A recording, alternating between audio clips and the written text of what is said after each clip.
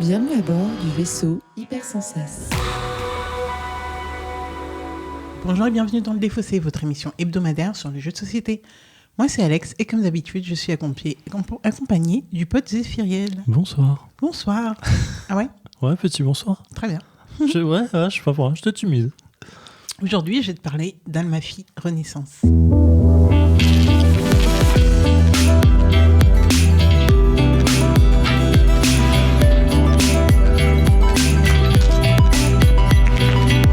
Pour ceux qui ne connaissent pas, qu'est-ce que le Défaussé ? Le Défaussé, c'est une émission qui va se dérouler en 3 parties. Première partie, je vais expliquer à Zéphiriel, qui je crois ne connaît pas le jeu. Je connais de nom, mais j'ai jamais joué ni je connais pas le thème. Eh bien, je vais lui parler du jeu, lui donner l'ambiance, mais aussi le gameplay. Et normalement, il va me poser des questions s'il ne comprend pas les choses. S'il ne les comprend pas, c'est que vous, sans doute, vous ne les comprenez pas non plus. Ensuite, nous allons jouer et vous laisser les meilleurs extraits. Et nous allons revenir pour un débrief. Ready ? Ready. Très bien. Qu'est-ce qu'Almaphie Renaissance ? Je pense qu'à partir de là, on va dire Almaphie tout court, oui. Parce que je le dis souvent comme ça, mais on sait que le sous-titre, c'est Renaissance. Franchement, si t'arrives déjà à pas te gourer dans le nom, je te félicite. Oui, parce qu'il y a une lettre de différence avec Almadi, mais on l'a déjà fait en épisode je ne sais plus combien, mais je vous laisse aller regarder. Ok. Mais oui, non, celui-là, il a une place spéciale dans mon cœur, donc vraiment, Almaphie. En fait, c'est quand je parle d'Almadi que je me trompe. D'accord, ok. Mais au début, ouais. Mais déjà, Almalfi. Amalfi, j'ai du mal à le dire déjà. Ouais, par contre, le L, je le mets peut-être dans l'autre sens. Non ? Non, ça va, pour l'instant, tu te gourres pas. J'ai pas l'impression en tout cas. Si, des fois, je dis Almaphie. Ah, ok. Ouais. Bon. Mais moi, je fais pas gaffe. Almaphie. Des lettres, tout ça. Je suis dyslexique, ok. Du coup, alors, Almaphie, ça va être Almalfi. Ah, maintenant que tu me l'as fait remarquer, pardon, c'est compliqué. Je t'ai fait bugger. C'est un jeu donc de pose d'ouvriers et de gestion de ressources, dans lequel on va avoir un plateau central, que je vais expliquer un petit peu, et chacun aura un plateau individuel, dans lequel on va pouvoir gérer un petit peu nos meeples. Almaphie, en gros, ça va être un jeu... Bon, alors, je la fais vite fait. Normalement, c'est dans l'histoire. Almaphie, apparemment, c'était une grosse ville de commerce en Italie, entre le 9e et le 12e siècle. Et en fait, ils se sont fait ravager par la mer à un moment, et ils ont eu du mal à s'en remettre. Okay. Et donc, nous, on joue des familles marchandes au 15e siècle qui avons pour objectif de essayer de prospérer, s'en sortir en faisant du commerce. Donc, tu l'auras compris, on est dans une ville au bord de la mer, on va pas mal faire de commerce. D'accord. Avec l'Orient, important de le dire. Ou pas du tout, mais on s'en fout, c'est avec l'Orient. Et donc, dans Almaphie, du coup, ce qu'on va avoir, c'est un plateau personnel sur lequel qui va symboliser les différentes ressources qu'on va pouvoir avoir, la baie, où il y aura nos bateaux, et la baie, et le port, où on pourra récupérer nos bateaux. On va aussi avoir d'autres éléments, qui sont les ports, que je les donne comme ça va s'installer dans le truc, ça va bien se passer. On va avoir les bateaux qu'on va pouvoir construire, on va avoir des phares qu'on va pouvoir mettre. Je vais en revenir sur les destinations. D'accord. Et on va avoir le pain qui va être important parce qu'à la fin de chaque phase, nourrir ces gens. Il va falloir nourrir, bien entendu, les gens. C'est un jeu qui va se dérouler en 4 phases et qui va se dérouler de cette manière. À chaque fois que ça va être notre tour, on va pouvoir faire une de ces actions. Donc, on va pouvoir naviguer. Naviguer, ça va vouloir dire pouvoir aller sur une destination. Il y aura des destinations, bien entendu. Un seul bateau par destination, normalement. Et on va pouvoir aller sur des destinations et en ramener des ressources. Aller chercher les marchandises avec les bateaux. Exactement. Okay. La spécificité d'Almaphie, c'est quoi ? C'est que les ressources et tes bateaux seront... en fait, c'est tes bateaux qui vont faire les ressources aussi. Donc, tu vas envoyer tes bateaux à des destinations. Donc, ça va bloquer des bateaux. Et tu vas devoir monter sur ton plateau personnel tes bateaux par rapport à la ressource que tu vas gagner. Hein ? Ça, c'est le truc, vraiment, c'est pour moi le cœur du jeu. D'accord, ok. C'est ça qu'il faut comprendre. C'est que tu auras un stock de bateaux qui vont non seulement se bloquer parce que tu vas les envoyer, mais aussi que tu vas devoir stratégiquement utiliser parce que ça va aussi te servir de ressources. D'accord. On va y revenir. Les envoyer pour chercher des marchandises, c'est une bonne chose, mais il faut aussi les garder pour en faire autre chose. Si j'ai compris. En fait, automatiquement, l'un va pas sans l'autre. Donc, quasi. Exception à la règle. Il y a des grosses exceptions en fait. Il y a des choses qui vont faire que tu ne seras pas obligé d'envoyer tes bateaux dans des endroits pour pouvoir récupérer des marchandises. Okay. Mais c'est vrai qu'au début, en tout cas, ça va être quand même le cœur du jeu, sachant que tu as un stock de bateaux limité et que bien entendu, s'il te reste par exemple qu'un seul bateau, bah, tu ne peux pas l'envoyer quelque part vu que tu ne pourras pas récupérer de marchandises, vu que tu n'as plus de bateau dans ta baie à envoyer, à symboliser comme marchandise. Donc ça, c'est assez tricky au début. Je t'avoue que c'est ça qui m'a pas mal, fucked up au début. Donc tu vas pouvoir faire ça. Donc ça s'appelle la navigation. Tu vas pouvoir aller acquérir des œuvres d'art. Donc tu vas gérer et acquérir ces œuvres d'art. Bon, ça va te faire des points et ça va sans doute aussi te permettre de faire des petites choses. Ensuite, on va pouvoir construire des bateaux parce que c'est bien gentil d'avoir des 4 petits bateaux de départ, mais si on peut en avoir plus, c'est quand même bien mieux. On va pouvoir inviter des invités, ça ne veut rien dire. Des personnes. On va pouvoir inviter des dudes. Et en fait, ces gens-là, au début, on les aura en main. Et pour les inviter, il va falloir dépenser des ressources. Ouais. Et ensuite, ils vont faire il y a 3 possibilités. Soit ils vont te permettre de scorer à la fin, soit ils vont te permettre de faire une action immédiate et après c'est fini. Ouais. Soit ils vont te permettre de...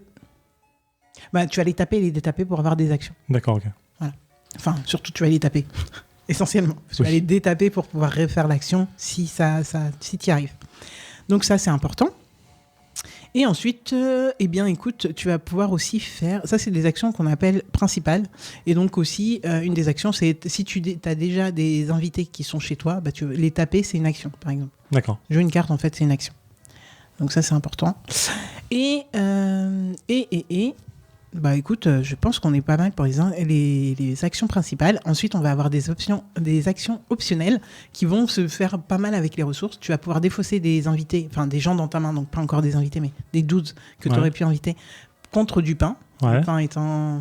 C'est vénère. Si tu peux pas nourrir à la fin tes bateaux, c'est vénère. C'est vénère, d'accord, ok. Tu perds 3 points, je crois. Par bateau pas nourri. Ouais, donc ça peut être vénère. Donc voilà, tu peux défausser donc des cartes pour récupérer du pain, mais tu peux pouvoir aussi jouer avec tes bateaux. En gros, tu as 3 zones sur ton plateau à toi. Donc tu as le port, c'est là que tu mets les bateaux qui ont été construits, donc ils n'arrivent pas en baie, donc tout de suite tu ne pourras pas les utiliser. Tu as la baie qui sert c'est tes bateaux disponibles, et tu as tes zones de ressources. D'accord. Okay. Donc en gros, quand ils sont en port, bah, tu pourras rien en faire de c'est qu'ils viennent de construire, ok. Ouais, ça. Ou autre, j'y arrive. Quand ils sont en ressources, tu vas pouvoir les descendre en baie. Ça veut dire que tu utilises les ressources. Ouais. Sachant qu'un bateau, c'est souvent 3 ou 2 ressources. Donc quand tu les descends, c'est ta manière d'utiliser la ressource. Si tu n'utilises pas la ressource, tu descends, bah, tu pourras augmenter d'autant de pain que ce que tu n'as pas utilisé. D'accord. Je crois. Et ouais, bon après, j'essaie d'imaginer le truc, mais en fait, c'est une mécanique qui me paraît ultra importante, c'est pour ça que je m'attarde un peu dessus. Et ensuite, tu vas pouvoir aussi les descendre justement en port, donc de la baie vers le port. Ouais. Et là, du coup, ça simule 3 ressources. Ok, d'accord. Ok. Que ce soit du coup les différentes ressources qu'on aura ou le pain. Ok. Voilà. En vrai, ça a l'air assez ordonné dans mon esprit, comme tu me le dis là. J'adore. Je suis sûr que je vais voir le plateau, je vais dire, ok, je comprends. Non, je pense que ça va être... Parce que l'icono, elle est Pépitas. Mais bon. Ok, non, Pépitas, carrément. Pépitas de chez Pépitas. Bon, il y a aussi... du coup, tu vas pouvoir envoyer aussi Enfin, tu vas pouvoir aussi récupérer tu vas faire des découvertes. Et donc, faire des découvertes, ça veut dire que tu vas récupérer des zones où tu seras tout seul à pouvoir aller. Les découvertes, tu les fais par quel biais? C'est des trucs, des tuiles ou des pioches? Tu peux payer pour récupérer la tuile. Ouais. Tu prends la prends. Tu vas payer avec des ressources, j'imagine? Tu vas la payer avec des ressources et ou du pain. Je décorelle les ressources et le pain. En soi, c'est une ressource, le pain est une ressource, mais elle sert qu'à une chose. C'est quand même particulier le pain. Et du coup, quand tu as fait une découverte, donc tu pourras naviguer maintenant.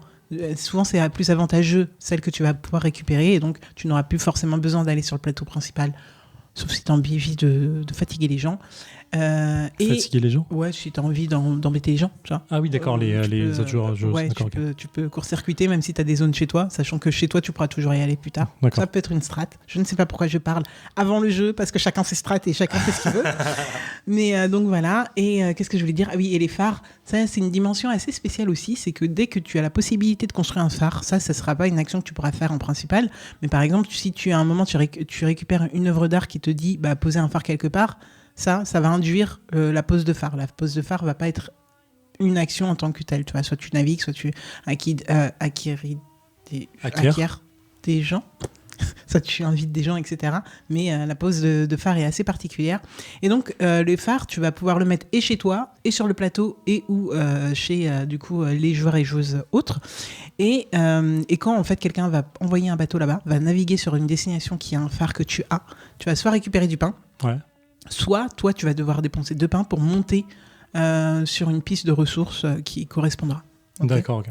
Donc, les phares, c'est une dimension... un plus. Ça fait un peu effet de douane, j'ai l'impression, du coup. Genre, tu payes comme pour aller chez les autres, voilà, et ça, tu reçois quand les autres. Donc, en même temps, pourquoi est-ce que... Enfin, tu vois, le lore, écoute, il est approximatif, on va dire. Donc, voilà.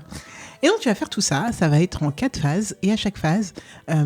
tu vas pouvoir, pendant chaque manche, tu vas pouvoir essayer de remporter des titres. D'accord. Pour marquer des points. Et tu vas pouvoir essayer de marquer le plus de points grâce à des décrets. Voilà, okay. Ça va être une des grosses manières de scorer. Les décrets que tu en gros, payes avec des personnages ou des ressources ? Non, c'est pas vraiment ça. Les décrets, en gros, c'est à chaque phase. Donc, tu as 4 phases, donc 4 décrets qu'on va choisir. Quand tu dis une phase, c'est un tour de jeu ? Non, c'est vraiment... C'est la phase c'est un tour à 4 phases ? Une manche. D'accord, ok. Une ère, en plus. Ils disent plutôt une ère. D'accord, donc 4 aires de jeu, donc ça veut dire qu'il y a 4 gros tours et après on arrête le jeu. Ouais. D'accord, ok. Et donc, oui, les décrets, en gros, c'est à la fin de ton ère. Tu vas scorer par rapport à des choses. Par exemple, tu vas scorer, ils vont te dire 2 pains par pain qui te reste. Tu vas pouvoir scorer par bateau construit, par phare construit. Enfin, ok, d'accord. Oui, c'est des scorings que tu mets en place pour toi dans le jeu, éventuellement. Pour toi c'est pour tout le monde. Ah ouais, c'est pour tout le monde. Ah oui, non, c'est tout le monde a les mêmes. Là, on va pas. Les décrets, c'est pas le truc où on va se pinailler de. Enfin, ça te donne une direction, ça c'est sûr, mais on va pas pouvoir empêcher les autres de scorer. Tu vois. D'accord. Par contre, les titres. Là, c'est premier arrivé, premier servi, un peu comme à Terraforming. Oui, c'est et donc, les premiers ont plus de points que... Enfin, la première personne va avoir plus de points que la deuxième, qui en aura plus que la troisième. Ok, d'accord. Il n'y a que 3 places. On est 3 ce soir. Ça tombe bien. Merci Noémie d'être avec nous. Merci. Donc, voilà. Donc, voilà. Ma fille. J'ai hâte d'aller au débrief. Je te sens motivé. Tu m'en as beaucoup parlé, donc j'ai assez hâte pour le coup. Ouais, j'en ai parlé à peu près à tout le monde sur Twitter, Insta, partout. Je le voyais. C'est ton jeu, je le sens bien. Ouais, c'est voilà. Et attends, on n'a pas parlé de qui justement. Fais plaisir. Donc Amalfi Renaissance, c'est un jeu de Takeo Yamada, illustré par Urabe Rocinante. Je le dis à l'italienne, ça m'a l'air très italien, donc je n'en sais rien. Ça se joue entre 1 à 4 personnes pour 90 minutes et entre 90 minutes et 120 minutes. Okay. Et 14 ans et plus. Ok. Voilà, c'est édité par Silex. Ouais, exactement. Ça m'a réconcilié avec Silex parce que Discordia a semé la discorde. Il a des bons retours aussi. Discordia, c'est qui tout double. Ouais, pareil. Non, Discordia, c'est compliqué. Ok, d'accord. Un jour, on en parlera. J'ai pas testé encore. Je peux tester. Ah ouais, Discordia, c'est dur. Ok, ça roule. Mais bon, bref. Donc, c'est pour ça, à cause de Discordia, j'ai eu beaucoup de mal à me mettre à ma fille. Je me suis dit, ça va être encore compliqué. En tout cas, la couve est incroyablement belle. J'adore assez fort la couve. C'est que tout le monde... Mais en fait, on reviendra... on reparlera après de la DA du jeu. Tout le monde parle beaucoup de la couve, que je t'avoue, moi, elle me vend pas plus de choses que ça. Elle est très simple et je pense que c'est l'élément le plus joli du jeu. Oh, c'est dur. Non, mais après, j'ai dit que l'icono, elle était grave bien. Ah, mais c'est parfait. Mais bon, non, on y reviendra. On y reviendra. Ça roule. Voilà, donc let's go. Tu veux ? T'es en train de la lire ? Oui. Non, j'ai pas fini de la lire. J'étais en train de la lire pour voir si je peux... Vas-y. Parce que je lis par là, alors je commence par là. En fait, à chaque fois, il prend mon tour. Je voulais prendre lui parce que j'avais déjà un phare et il l'a pris, tu vois. Non, mais moi j'ai... t'as pu laisser ça, moi alors ça. Vous m'attendez depuis tout à l'heure ? Non, t'attends depuis genre 10 secondes. Ok. Je crois que j'ai triché sans le comprendre. C'est après avoir utilisé un phare ou avoir posé un phare, c'est la même chose. Utiliser ça. Non, utiliser, c'est utiliser. C'est ce que t'arrêtes pas de faire chez nous. Ah merde, d'accord. C'est pas posé. En vrai, je crois que je me suis crugé, mais c'est pas grave. Oui, là aussi il y a des noms et les dudes, je crois qu'ils ont tous existé. Ouais, les dudes, ça m'étonne pas, mais c'est juste un joueur qui est de ce port de Marseille, par exemple. Et nous voilà de retour dans le défaussé après 2h01 de Amalfi. Zéphiriel, qu'est-ce que tu as pensé de ce jeu que tu découvrais ce soir ? Alors, beaucoup de choses à dire. Un début vraiment très aride. Je crois que la première manche sur les 4, j'étais vraiment pas à l'aise sur ok, je crois que j'ai pas compris le jeu, je crois que je vais vraiment pas aimer la partie. Je me sentais un peu perdu, je comprenais pas la destination, la mécanique de comment gagner du pain, de la baguette, comment gagner de la baguette, parce que ça va faire pain et point au bout d'un moment. Comment gagner de la baguette rapidement, et je finis le premier tour en mode -3 parce que je peux pas payer tous mes bateaux. Donc je suis en mode oh, j'ai rien compris, ça va être dur. Début de deuxième manche à essayer de récupérer de la baguette et je galère et voilà. Et milieu fin de deuxième manche, je commence un peu à saisir l'enjeu de ah ok, en fait il faut bateau ici, ressources et en fait ce système de bateau qui égale ressources. Ouais, j'envoie un bateau quelque part pour poser mes bateaux en haut, pour dépenser mes bateaux pour prendre des ressources du coup qui redeviennent disponibles pour pouvoir les renvoyer quelque part et envoyer de bateaux en haut et tout. Ce vase communicant en fait, je l'ai compris fin de deuxième manche vraiment, et là je me suis dit ok, là je commence à comprendre ce qu'il faut que je fasse, et du coup je fais une troisième manche qui est un peu combotée de ouf. J'ai eu la chance d'avoir des cartes vraiment très cool. T'as eu un truc qui en effet, et moi-même j'en parlerai après, ouais, qui était fort quoi, et qui me permettait de construire un bateau, le mettre directement dans le port et que ça me coûte pas de plus quoi. Et du coup le fin de troisième manche, je suis avec mes 10 bateaux, j'ai posé tous mes phares, donc j'arrive à peu près à gérer la fin de partie, et du coup je fais une quatrième manche qui est assez cool, donc ça a vraiment remotivé. Au-delà de ça, le jeu est incroyable, vraiment. Un sérieux coup de cœur là sur le truc. Il est en vrai, l'icono, tu disais, elle est tip top, elle est vraiment tip top, faut juste la débunker quoi. Une fois que tu l'as prise en main, c'est vraiment très bien fait, mais très aride sur la première manche. Alors, voir la deuxième en mode putain, je comprends pas comment je lis la carte. Mais une fois que tu as compris le sens de lecture, ça passe ultra bien.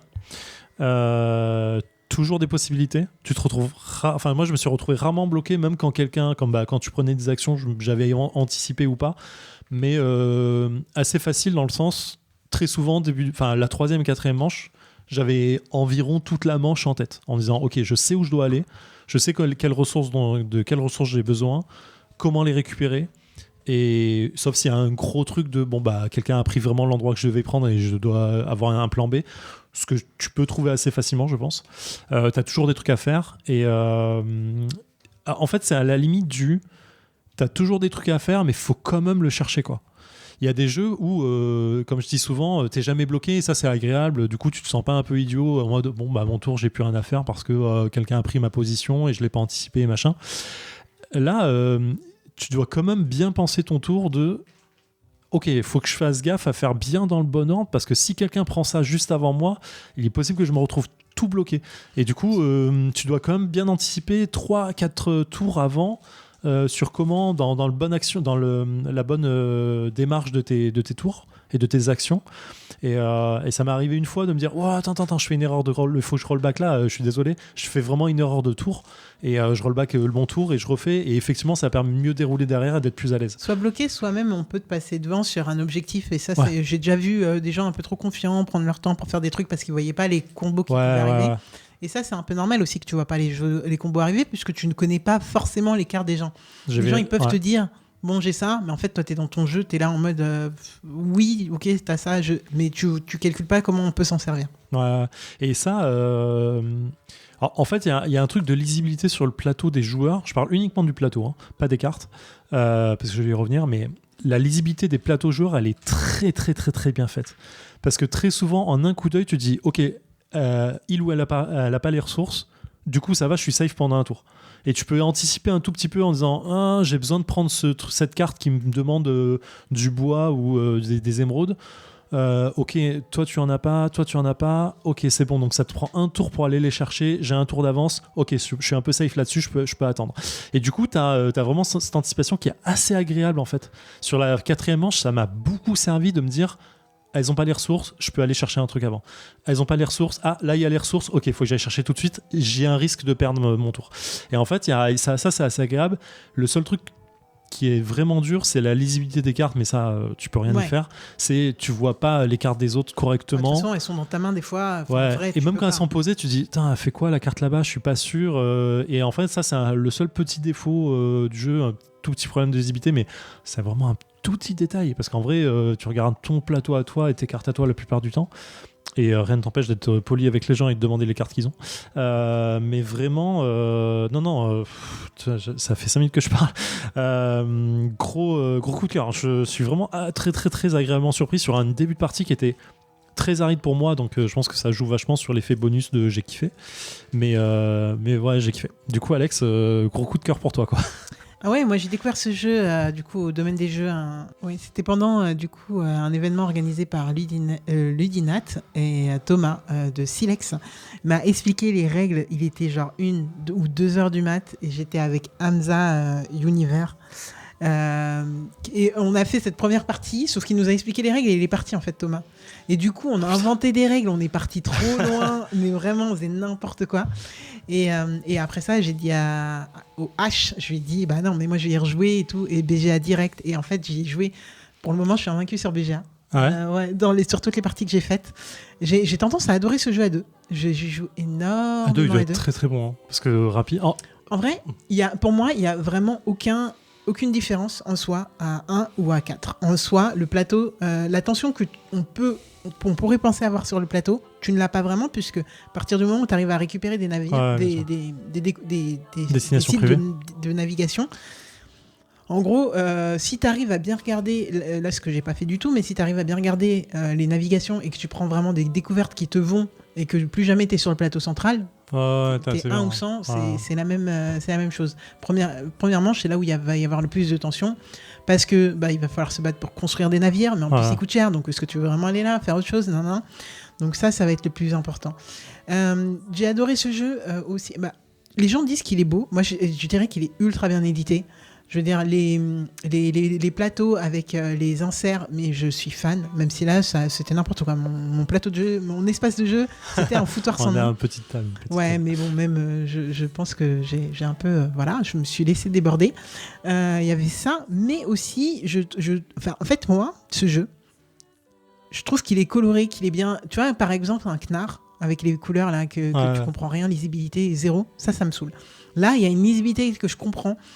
Le jeu me vend rien. Les personnages, je regarde même pas leur nom. Tout à l'heure, je me suis rendu compte qu'un personnage était Machiavel. On connaît tous Machiavel. Je viens de me rendre compte que je l'avais dans mon jeu depuis la première manche. Bon, c'est pas quelque chose sur lequel je m'attarde. Je trouve que les personnages, moi, ils me font un peu peur. Les personnages, je trouve pas ça. Je les trouve pas beaux du tout. Les plateaux, ils servent leurs propos. Je les trouve pas non plus magnifiques. Et en effet, c'est vrai qu'on peut par contre accrocher plus sur la cover dont tout le monde parle. Et donc là, ça va être mon point d'accroche. Mais ce sur quoi je vais vraiment m'arrêter, c'est l'édition avec les inserts et l'iconographie que je trouve juste géniale. Une fois que tu as compris, tu reviens dans 2 ans à ce jeu, tu te rappelles, enfin tu vois, tu as tout qui est listé sur ton clavier. Tout est juste trop clair. J'adore. Ouais, donc ça c'est tip top. Autre chose que j'adore sur ce jeu, ça va être en fait que ta direction, elle va dépendre clairement des titres et des décrets qu'il va y avoir. C'est genre, tu vas pas forcément avoir à construire tous tes bateaux. Oui, construire tous tes bateaux, à la fin, c'est cool parce que tu en as plein. Et donc, tu vas pouvoir faire plein de choses, mais ça te demande quand même du temps d'aller les chercher. Ça te demande d'user des ressources en bois. Donc, si tu n'as pas forcément de décrets ou de titres qui vont scorer dessus, en fait, ta partie va se faire par rapport aux trucs. Et en plus, s'il y a des synergies entre les décrets et entre eux-mêmes, ou entre les titres et entre les titres et les décrets, ce jeu, ça peut être une pépite. Ça peut s'enchaîner ultra vite. Tu peux larguer les gens en 2 secondes. Mon seul vrai truc qui me dépite un peu dans ce jeu, j'avoue, c'est j'y ai joué pas mal, vraiment. Et un jour en asso, je dis prenez vos decks. Ceux-là, je les connais, ils sont bien. Enfin, pour commencer, c'est cool. Moi, j'en prends un que je connais pas. Et là, je prends le deck bateau. Le deck bateau, pour moi, c'est le deck le plus... Je comprends pas en fait la création de ce deck. C'est un deck qui te permet de créer des bateaux. Donc pour les auditeurs et auditrices, en fait, les bateaux, c'est le cœur du jeu. À peu près le cœur du jeu, parce que les bateaux vous servent à vous déplacer pour aller récupérer des ressources, et les ressources vous servent à scorer. En fait, c'est le nombre d'actions que tu vas faire. Plus t'as de bateaux, plus t'en fais. Et puis. Et du coup, il y a un deck qui te permet de construire facilement des bateaux, non seulement ça, mais en plus de les mettre directement en baie. Mais en plus de payer plus facilement à la fin de la manche, de payer plus facilement les ressources nécessaires à payer tes bateaux. La baguette. Du coup, Enfin, je veux dire, t'as ce deck et j'aurais roulé dessus, mais franchement, et du coup, je m'en voulais parce que j'étais en mode, prenez ça, c'est bien pour les débutants, j'en prends un que je connais pas. Bah ouais, je l'aurais roulé dessus, mais c'était Après, il est vénère. peut-être plus dur à jouer Il dans est le pas fond, plus dur. quoi. Non, en fait, premièrement, j'avais débloqué quasi tout. Et après, ça déroule, en fait. Ça déroule. Après, c'est foutu. Et donc, ce deck, je mets un point d'honneur à plus jamais le mettre à disposition. Comme ça, tu le mets dans le jeu. Il y a aussi une autre manière de commencer le jeu, c'est tu draftes dès le départ. Donc, il n'y a personne qui a un deck prédéfini. Pour commencer, je pense que c'est sympa d'avoir un deck prédéfini parce que ça te donne une draft là-dessus, c'est trop bien. Ouais, après, je pense qu'il faut connaître le jeu un minimum ou être joueur quoi, ou joueuse parce que en soi, sinon... En plus, là, comme vous l'avez dit, l'icono, ça met quand même deux manches peut-être à se rentrer dedans. Donc, drafter... non, mais quand tu connais le jeu, ça va être super que... agréable, quoi, clairement. Ouais. Non, moi, maintenant, je draft avec les gens que je connais. Qui connaissent le jeu. Donc voilà, donc c'est un jeu, moi je prends un réel plaisir à y jouer et je trouve que ça se renouvelle plutôt facilement. Je pense qu'il y a différentes manières d'y jouer. Tu peux aussi aller embêter les gens qu'en restant sur le plateau central et en ayant que tes trucs stratégiques pour pouvoir récupérer les tiens. Tu peux jouer full pain, parce que pain en fait c'est un peu beaucoup le nerf de la guerre aussi dans le jeu. La baguette, carrément. Tu peux complètement éluder ne pas aller sur les œuvres d'art. Si tu scores pas sur les œuvres d'art, tu vas scorer sur les navigations. Enfin, en fait, il y a 1000, non, on va pas abuser. Il y a plein de possibilités. C'est pas un jeu compliqué. C'est un jeu que je pense à peu près tout le monde peut prendre en main. Par contre, en effet, c'est de l'Eurogame. Enfin, c'est de l'Eurogame plateau d'ouvrier, quoi. Poste d'ouvrier.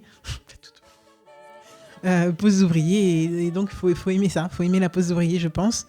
Il n'y a pas une interaction de dingue dans ce jeu. Je pense que les gens... Non, clairement pas. Mais c'est pas grave, en vrai, tu cherches pas spécifiquement dans le jeu, c'est pas fou. Donc je pense en que fait, les je gens trouve peuvent... il est très combinatoire, quoi, c'est super agréable. Vraiment, ce truc de je pose, je fais un autre truc qui va me permettre de faire ça. En fait, t'as un flow, quand tu as trouvé ton flow, c'est super agréable, je trouve. Oui, c'est jouissif, quoi. Ça, c'est mais le truc, c'est que même si t'en trouves pas, tu peux trouver des choses à faire. Ouais. Tu peux arriver à... Tu vois, même si t'as pas un combo, toi t'avais un combo pour mettre plein de bateaux à un moment et après t'as scoré sur je sais plus quoi. Moi, j'avais pas de vrai combo, mais j'arrivais quand même, en tapant des tapants. Bon, après, il se trouve que je me suis trompé sur la carte. Mais en fait, tu peux avoir différentes manières de jouer et qui te satisfont dans ton gameplay. Et voilà. Et Amalfi a carrément réussi ça pour moi. Et c'est un gros oui pour moi, clairement. Ah, clairement. Et pas trop de downtime, en vrai. Ça passe super bien. Les actions sont courtes, sont rapides. Les deux premières manches étaient assez lentes, mais après parce vous y êtes allé. Le temps de comprendre, quoi. Mais en vrai, à la fin, c'était chacun son tour. Alors c'était presque trop rapide à la fin, en fait. Genre, j'ai pas eu le temps de penser à mon action. Ouais, mais comme tu sais vers quoi tu vas aller, en fait, plus tu sais vers quoi tu vas aller, plus ça va vite. En vrai. Donc très agréable pour moi. Mais vraiment, c'est achat direct là. Je pense que je le mets dans ma liste direct. C'est sûr. En plus, le solo, il doit être ultra cool. Enfin, je sais pas s'il y a un mode solo spécifique. Oui, il y a un mode solo, mais j'ai zéro idée de ce qui se passe. Je sais, je me doute. Je vois.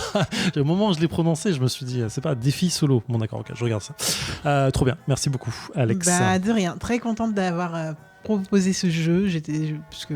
Parce que c'est mon jeu du moment. J'y joue et j'y rejoue. Et pour le moment, je ne me lasse pas. Pour le moment, on sait pas. Alors, aujourd'hui, je vous ai parlé de Amalfi Renaissance, un jeu de Silex.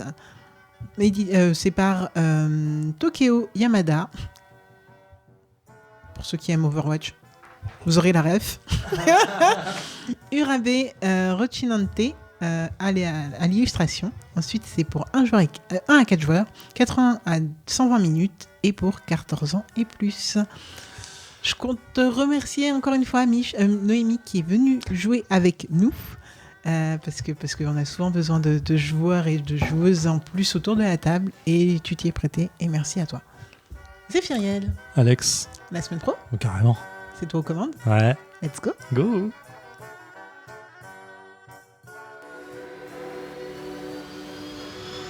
Fin de transmission.